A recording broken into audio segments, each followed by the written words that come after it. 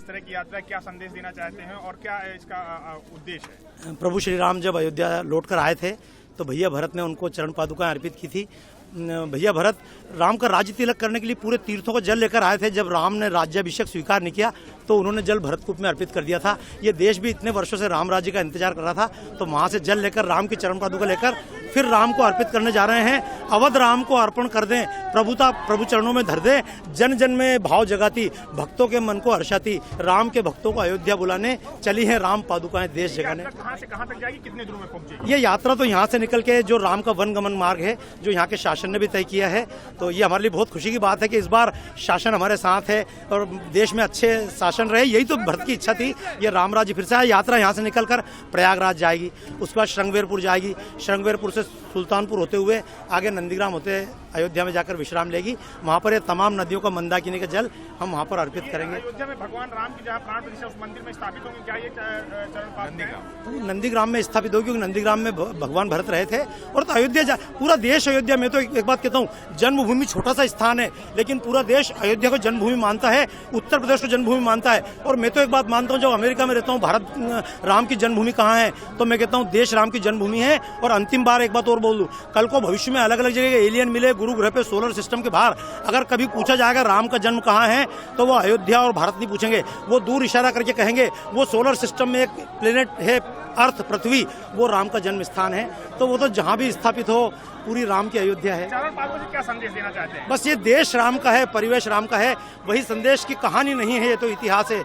युगों को बदलने का ही प्रयास है और भाव सेवा का मन में जब भी जगे, समझो कि राम कहीं आसपास है। चारों ओर सेवा करते रहें, हर व्यक्ति को सिया राम में सब जग जानी मानकर सेवा करते रहे। चारों ओर अयोध्या है। जय श्री राम। संक्रांति का पावन पर्व है, मकर संक्रांति का दिन है आज के दिन सूर्य उत्तरायण में प्रवेश कर रहे हैं और आज से हमारे हिंदू धर्म के अनुसार जितने शुभ कार्य हैं प्रारंभ हो जाते हैं। आज जो 22 जनवरी को अयोध्या में श्री राम प्रभु का भव्य मंदिर जिसका उद्घाटन होना है, उसके लिए आज देश के विभिन्न क्षेत्रों से चरण पादुका आई हुई है, उसका यहाँ पर स्वागत किया गया। भरत जी के जल से, भरतकूप के जल से उनका अभिषेक किया गया और उसके बाद वो पादुका यहाँ से अयोध्या के लिए रवाना हुई है। एक चीज मैं भरतकूप के बारे में आपको बता दूं कि अत्रि मुनि ने अयोध्या के सभी लोगों को ये बताया था कि तात अनादि सिद्ध थल एहू, लोपेहु काल विदित नहीं केहू। ये अनादि स्थल है जो लुप्त हो गया है, जिसको लोग भूल गए हैं।